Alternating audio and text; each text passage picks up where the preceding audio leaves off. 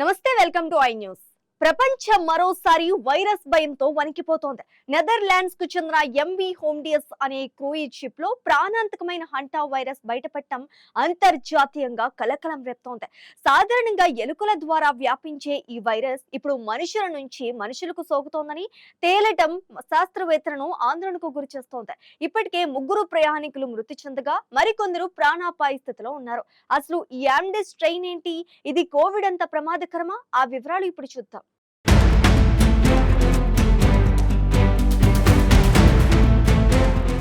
Argentina నుంచి బయలుదేరిన MV Hondius పర్యాటక నౌక ఇప్పుడు ఒక డెత్ షిప్ లా మారిపోయింది.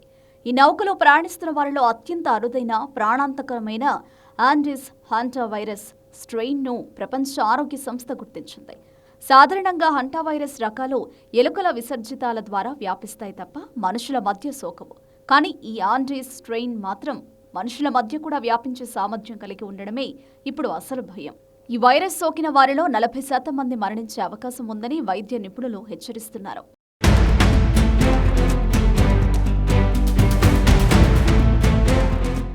ఈ వైరస్ మూలాలు అర్జెంటీనాలో ఉన్నట్లు అధికారులు అనుమానిస్తున్నారు. ఏప్రిల్ నెలలో ఒక డచ్ జంట అనారోగ్యానికి గురై మరణించడంతో ఈ విషయం వెలుగులోకొచ్చింది.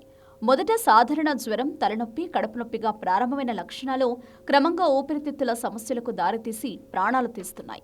ప్రస్తుతం ఈ నౌకలో ఉన్న 150 మంది ప్రయాణికుల్లో 8 మందికి వైరస్ సోకినట్లు అనుమానిస్తుండగా 3కి ల్యాబ్ పరీక్షల్లో ధృవీకరణ అయింది. దీంతో స్పెయిన్ చేరుకోవాల్సిన ఈ నౌకపై అంతర్జాతీయ సమాజం నిఘా ఉంచింది.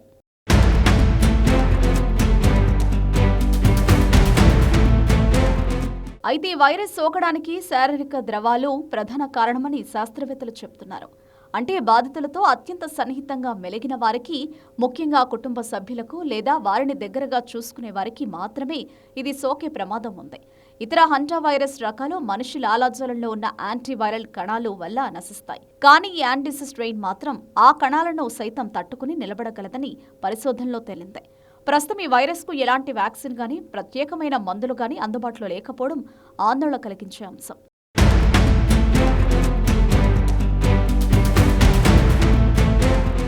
ఈ వార్తలతో సోషల్ మీడియాలో ఇది మరో కోవిడ్ కాబోతుందా అన్న భయాలు మొదలయ్యాయి. కానీ ప్రపంచ ఆరోగ్య సంస్థ చీఫ్ టెడ్రోస్ అథనామ్ మాత్రం ఆ భయాలను కొట్టిపారేశారు.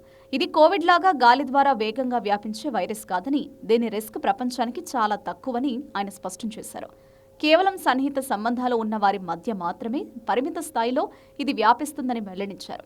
బాధితులు జ్వరం వచ్చిన రోజునే అత్యంత వేగంగా ఇతరులకు వైరస్ను అంటించే అవకాశం ఉందని, ఆ విండో పీరియడ్ కేవలం 1 రోజు మాత్రమే ఉంటుందని నిపుణులు విశ్లేషిస్తున్నారు.